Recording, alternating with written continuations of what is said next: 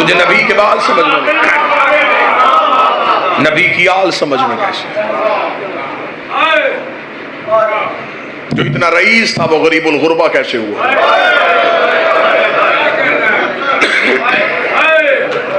میرا مولا تمہیں مشہد لے کے جائے، علی کے روزے پہ جاؤ تو جلالت، حسین کے روزے پہ جاؤ تو کرم، عباس کی ذری پہ جاؤ تو روب، رضا کے روزے پہ جاؤ تو امیری۔ جو پہلی بار مشہد جاتا ہے نا، جو ہے امام رضا کا حرم دیکھتا ہے، سینہ بھائی جان یوں چوڑا ہو جاتا ہے، شیعہ کو فخر ہوتا ہے اس امام کا نوکر ہوں۔ سونے کے دروازے، چاندی کی سیڑھیاں، بہترین حرم، تا حد نگاہ، امیری ہی امیری، خوشبو کے جھونکے، بہترین ایرانی کلیم، خادموں کی لمبی لائنیں۔ ظاہر چلتا چلتا جب امام کی ذری پہ جاتا ہے، ذری کو دیکھتا ہے، پھر چہرہ خوش ہوتا ہے۔ سونے کی ذری راز کر رہا ہے زہرا کا بیٹا، لیکن جگر اس تب پھٹتا ہے جب بندہ زیارت کی کتاب اٹھاتا ہے تو پہلا جملہ لکھا السلام علیکہ یا غریب الغربا۔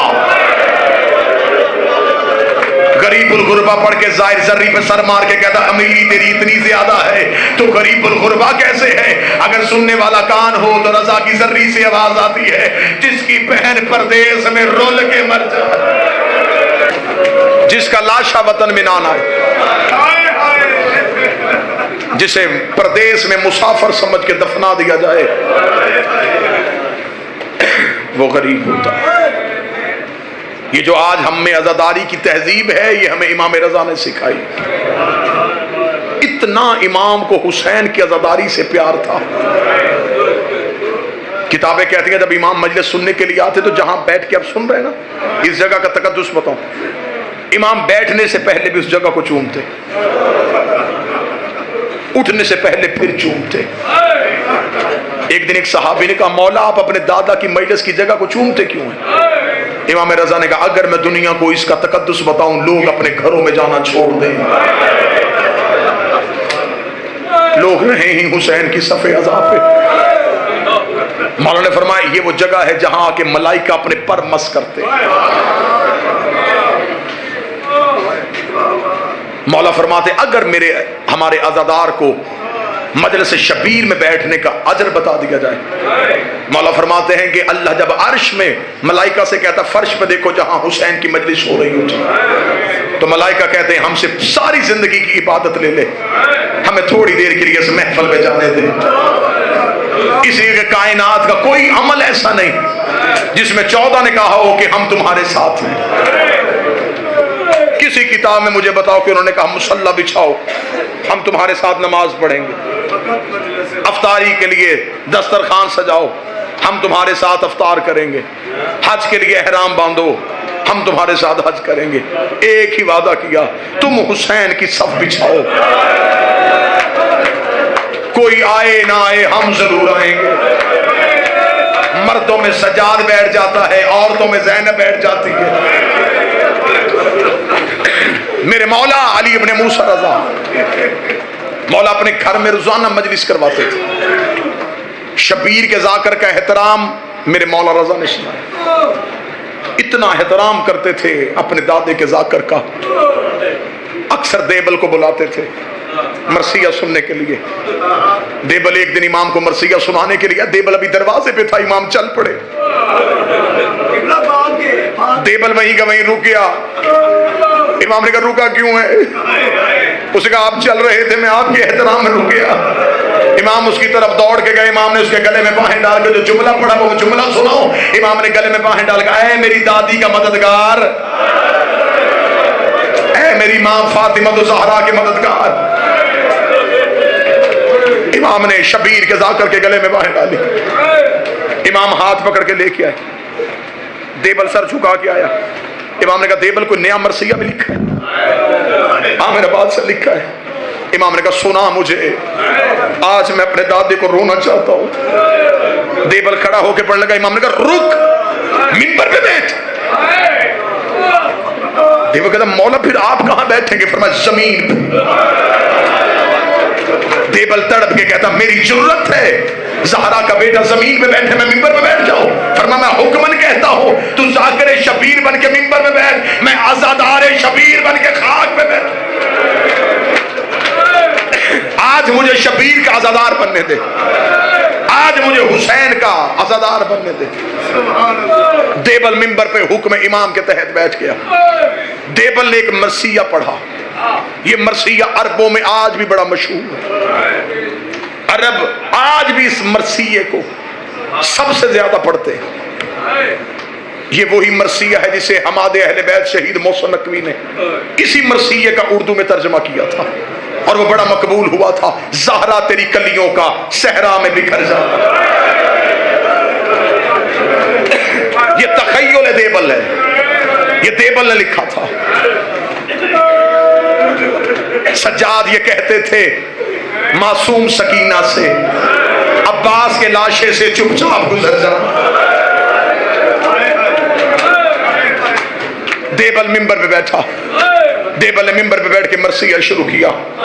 دیبل لگا میرا سلام سیدہ تیری اولاد پہ, بی بی میرا سلام تیرے بیٹے حسن کو جسے امت نے تیروں سے زخمی کیا. بی بی میرا سلام تیرے بیٹے حسین کو جس کا لاشا 3 دن بغیر کفن کے پڑا رہا. بی بی میرا سلام تیرے بیٹے سجاد کو جس نے زیور اٹھائے اور شام کا بازار عبور کیا. بی بی میرا سلام تیرے بیٹے باکر کو جس نے کم سنی میں قید دیکھی. بی بی میرا سلام تیرے بیٹے جعفر صادق کو جسے امت نے زہر دے کے شہید کر دیا. بی بی میرا سلام تیرے بیٹے موسی قاسم کو جس کے جسم کا گوشت زندان کی زنجیریں کھا گئی. دیبل نے یہ آخری شعر پڑھا اور آخری شعر پڑھنے کے بعد دیبل ممبر سے نیچے اتر آیا. اب جو بندہ امام رضا کے جنازے پہ وہ ماتم کرے گا, دیبل امام موسی کاظم کی شہادت کا شعر پڑھ کے نیچے اترا. امام رضا روتے روتے اٹھے. امام نے ایک کاغذ کے ٹکڑے پہ شعر لکھا. امام نے کہا دیبل دوبارہ ممبر پہ جا, ایک شعر دوبارہ پڑھ. دیبل نے دوبارہ شعر کو ہاتھوں پہ لیا. امام نے لکھا میرا سلام زہرا تیرے اس بیٹے پہ جو تو اس میں غربت کی حالت میں دفن ہو جائے گا. یہ شعر پڑھنے کے بعد دیبل نے ہاتھ جوڑے. ہاتھ جوڑ کے کہا مولا مجھے تو نہیں پتا فاطمہ تو زہرا کا کوئی بیٹا تو اس میں بھی دفن ہے. امام نے اپنے گریبان کو چاہ کیا, چاہ کر کہا یہ تیرا وہ غریب امام ہے جو تو اس میں دفن ہو جائے گا. اتنا کہنا تھا. دیبل نے دوبارہ شعر پڑھا. یا مستورات کی طرف سے کنات اٹھی. ایک سفید سر والی کریم روتی ہوئی آئی, رو کر دیبل دوبارہ شعر نہ پڑھنا. جب سے تو نے شعر پڑھا ہے کبھی رضا کی کوئی بہن بے ہوش ہوتی ہے, کبھی کوئی بہن بے ہوش ہوتی ہے. امام رضا روتے روتے کنات کے قریب گئے, رو کے کہتے اے رضا کی بہنوں تم نے صرف بھائی کے قتل کا شعر سنا اور تم نے رونا شروع کر دیا. آئے میرا سلام سیدہ زینب پہ جو 70 قدم کے فاصلے پہ سر پہ قرآن رکھ کے کہتی رہی نہ مار. تم نے صرف بھائی کی شہادت کا شعر سنا.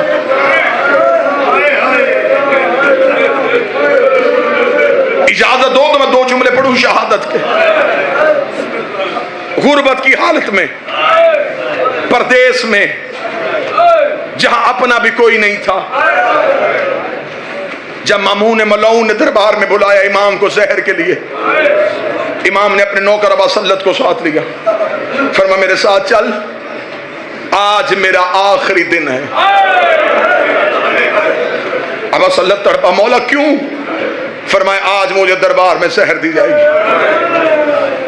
اتنا کہنا تھا. ابا سلط نے کلائی پکڑ کے کہا جب خبر ہے پھر جا کیوں رہا ہے؟ امام نے فرمایا نہیں, شہادت ہمارا ورثہ ہے, مجھے دربار میں جانا ہے. امام نے کہا ہاں ابا سلط میں تجھے نشانی بتاؤں, جاؤں گا میں تنہا, واپسی پہ اگر میرا امامہ چادر بن کے میرے سر پہ ہوا تو سمجھ لینا تیرے امام کو زہر مل گئی. ابا سلط حربی خود روایت کرتا ہے, وہ کہتا جب دربار کا دروازہ آیا نا, ابا سلط کہتا میں نے آخری بار رضا کا چہرہ دیکھا. امام رضا نے آخری بار یوں میری طرف دیکھا. ابا سلط قدموں پہ ہاتھ رکھے کہتا بہنیں غریب نہ کر, مولا تیری بہنیں پردیس میں ہیں, مولا منت کر نوکر پہ ابھی یہیں سے واپس چلے چل, میں تجھے مدینے چھوڑ کے آؤں. اتنا کہنا تھا، امام نے فرمایا ابا سلت میں تیری جنت کا ضامن، تو نے اپنے وقت کے امام کا خیال رکھا۔ ابا سلت کہتا امام دربار میں چلے گئے، میں دربار کے دروازے پہ بیٹھ کے روتا رہا، رو رو کے کہتا اے فاطمہ زہرا مدد کر، تیرا بیٹا غریب ہو کے تنہا دربار میں گیا ہے۔ ابا سلت کہتا میں بی بی سے تبسل کر رہا تھا، یہ تھوڑی دیر بعد میں نے امام رضا کو دربار سے نکلتے ہوئے دیکھا۔ ابا سلت کہتا میں نے چہرے پہ ماتم کرنا شروع کر دیا، کیونکہ امام کا امامہ کھول کے چادر بن کے امام کے سر پہ تھا۔ ابا سلت کہتا کاش وہ دن دیکھنے سے پہلے میں مر جاتا، میں نے زمانے میں بہت لوگوں کو زہر کے بعد جیتے ہوئے دیکھا ہے۔ اس نے کہا میں نے دیکھا ہے ابھی زہر ملی، تھوڑی دیر کے بعد دربار سے باہر نکلا، جہاں سے رضا پاؤں اٹھا رہا تھا زمین سے خون آ رہا تھا، زہر اتنی شدید تھی زہرا کے بیٹے کے پاؤں کے تلوے پھٹ گئے۔ آج روکو میں آج روکو۔ ابا سلت کہتا میں روتا ہوا سامنے آیا، میں نے کہا رک میرا بادشاہ، ان ملعونوں نے اتنی شدید زہر دی، مولا آپ کے پاؤں کے تلووں سے خون آ رہا۔ ابا سلت کہتا ہے میں نے اگلا منظر دیکھا، میرا سر دیوار پہ آیا، اب اللہ جانے یہاں کون ماتم کرے گا۔ ابا سلت کہتا میں نے امام کے پاؤں روکے تھے یا امام نے آنکھوں سے پردہ ہٹایا۔ امام کہتا میں نے دیکھا امام کی آنکھوں سے لہو جاری تھا، رو کے کہتے تو پاؤں کو رو رہا ہے، او میرا جگر پھٹ گیا۔ ابا سلت کہتا میں نے ہاتھ تھاما، ہاتھ تھام کے میں لے کے گیا امام کو گھر۔ ابا سلت کہتا میں نے جلدی جلدی بستر بنایا، امام نے کہا بستر بعد میں بنا، جلدی کر ہرسما کو بلا کے لا۔ ابا سلت کہتا میں ہرسما مولا کا نوکر، مولا کا خاص صحابی، جیسے علی کو ابو ذر و کمبر سے پیار تھا ایسے رضا کو ابا سلت اور ہرسما سے پیار۔ ابا سلت کہتا میں روتا ہوا ہرسما کے گھر کی طرف دوڑا۔ ابا سلت کہتا جو ہی میں بازار میں گیا تیز آندھی آ گئی، اتنی تیز بارش ہوئی، اور یہ اثر ہے جب امام کو زہر ملتی ہے تو ہمیشہ ایک ایسا طوفان آتا ہے جس سے لوگ ڈر جاتے ہیں، اس لیے کہ کائنات میں تبدیلی آتی ہے جب حجت دنیا چھوڑ رہی ہوتی ہے۔ ابا سلت کہتا ہے میں نے زندگی میں اتنا خوفناک طوفان نہیں دیکھا تھا، ایسے لگ رہا تھا جیسے خراسان میں لہو کی بارش ہونے لگی ہے، اتنی تیز آندھی تھی، دروازوں کے ساتھ دروازے لگ رہے تھے، لوگ ڈر کے اپنے اپنے گھروں میں بیٹھ گئے۔ ابا سلت کہتا میں روتا روتا ہرسما کے دروازے پہ گیا، میں نے دروازے پہ دستک دی، ہرسما مصلی پہ بیٹھا تھا، میں نے کہا ہرسما کیا کر رہا ہے؟ اس نے کہا نماز آیات پڑھ رہا ہوں، اتنی تیز اور اتنی خوفناک آندھی آ گئی ہے، اللہ جانے کسی مظلوم کا گھر تو نہیں اجڑ گیا۔ اتنا کہنا تھا، ابا سلت کہتا میں نے ہرسما کے گلے میں باہیں ڈالی، روکے کا کوئی مظلوم نہیں، ہمارا امام غریب ہو گیا ہے، ہمارے مولا کو زہر مل گئی ہے۔